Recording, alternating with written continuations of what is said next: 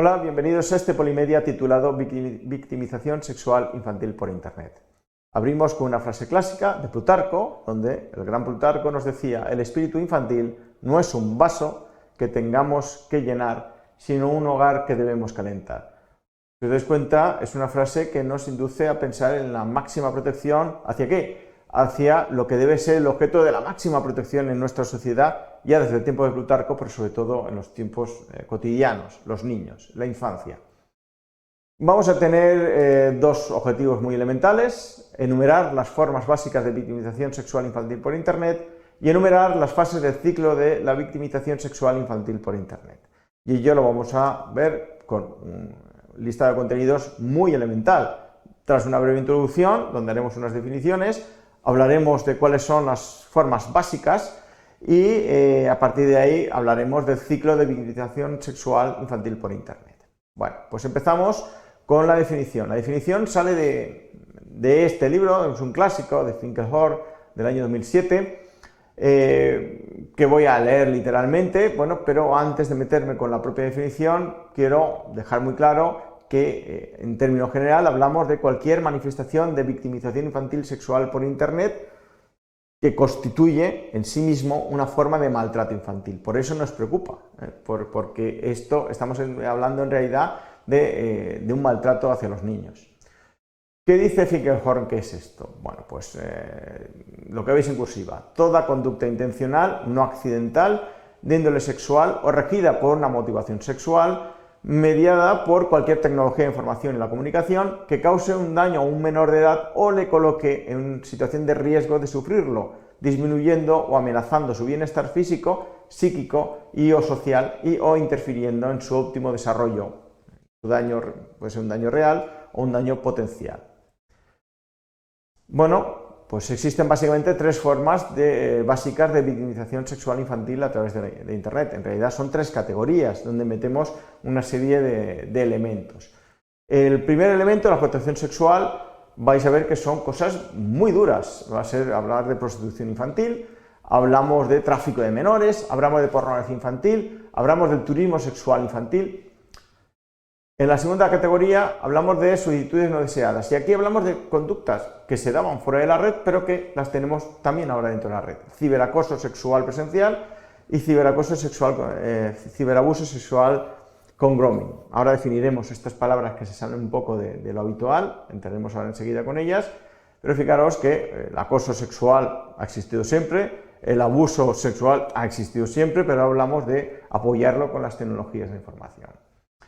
Y la última categoría sería el abuso basado en multimedia, y aquí hablamos de sextorsión, de pornografía infantil, del sexo de la venganza, el revenge porn, de la difusión inconsentida de sexting o del sexting coercitivo. Vamos a hablar un poquito de estos términos, pero antes os voy a disparar una pregunta a modo de casi ejercicio, y os voy a pedir que penséis, reflexionéis en cada uno de estos casos que os he planteado. ¿Dónde entran en juego las tecnologías de información y la comunicación? ¿Dónde pueden entrar en juego? ¿Por qué se pueden utilizar como herramienta maléfica, en este caso, para este tipo de cosas?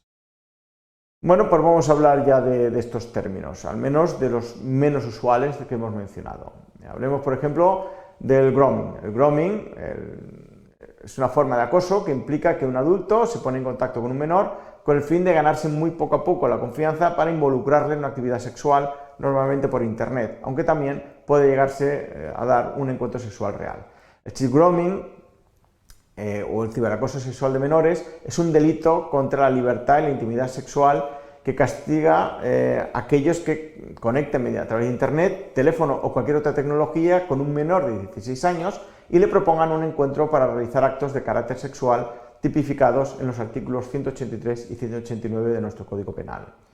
El sexting es el envío a través del teléfono móvil u otro dispositivo con cámara de fotografías o vídeos producidos por uno mismo con connotación sexual. Y el revenge porn o porno de la venganza es la difusión de material íntimo, sexual, en la mayoría de los casos realmente explícito, sin consentimiento de la víctima, con la única intención de dañar su imagen y de difamarla. Hay un ciclo para todo esto que viene muy estudiado hace tiempo, que es el ciclo de la victimización sexual infantil a través de Internet. Empezamos con la primera categoría, que sería la preparación. Preparación del cibergromer o del ciberabusador. El gromer observa las interacciones entre los menores, recaba información sobre estos y selecciona a sus potenciales víctimas. Aquí usan redes sociales y sobre todo se apoyan en el anonimato y en la impunidad que le da la red. La segunda fase sería ese primer contacto. El gromer se adapta a las características y a los intereses de la víctima para dar pie primero a una relación de amistad y poco a poco a una más íntima y profunda. Para esto se aprovechan ciertas creencias erróneas de los menores. Por ejemplo, hay mitos y creencias que son muy típicos, como el mito del viejo del parque. Creen que los ciberabusadores son muy fácilmente identificables. Es ese típico viejo pervertido que está en un parque, y hoy un ciberabusador puede tener cualquier forma. La falacia del control y la relación romántica simétrica. Creen que controlan la situación en todo momento, que la otra parte es alguien realmente enamorado de ese menor o esa menor, cuando no es así. Y también la culpabilidad de la víctima o la inmunidad masculina. Creen que esto solamente es para chicas y que los chicos no van a sufrir nada, cuando lo sufren tanto chicos como chicas. El mito de la invencibilidad. Creen que la vivencia de situaciones dañinas es algo que a ellos no les puede pasar, y esto puede pasar a todo el mundo. Y el mito de la audiencia imaginaria. Creen que si revelan el abuso, si dicen en voz alta que están siendo abusados, pues van a ser juzgados y castigados por los demás, van a ser señalados por el dedo. El siguiente paso sería la seducción, y es cuando se establece un vínculo afectivo con la víctima para abusar de ella y hacerla sentir corresponsable de la situación.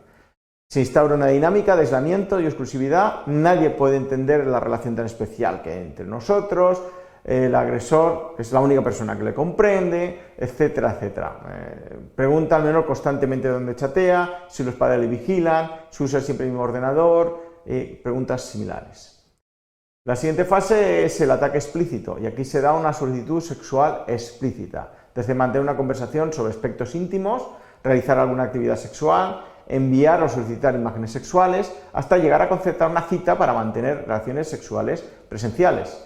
Muchos ciberabusadores no pretenden llegar hasta ese extremo, pero sí que quieren coger material. Estrategias como amenazas, chantajes, extorsión, retiradas de afecto, no te voy a querer más si no me mandas esto, retirada de atención, etcétera, son típicas para obtener esta meta. Y la última fase será la difusión del abuso. Y esto cronifica la victimización de la persona que ha sido víctima. Cerramos con dos breves conclusiones. La victimización sexual por Internet toma varias formas: explotación sexual, solicitudes no deseadas y abuso basado en multimedia. Y las fases de su ciclo serían preparación, primer contacto, seducción, ataque explícito y difusión. Y ahora te hago una pregunta para cerrar, y sería que, como profesional de la materia, ¿qué puedes hacer para frenar todo esto? Muchas gracias por vuestra atención.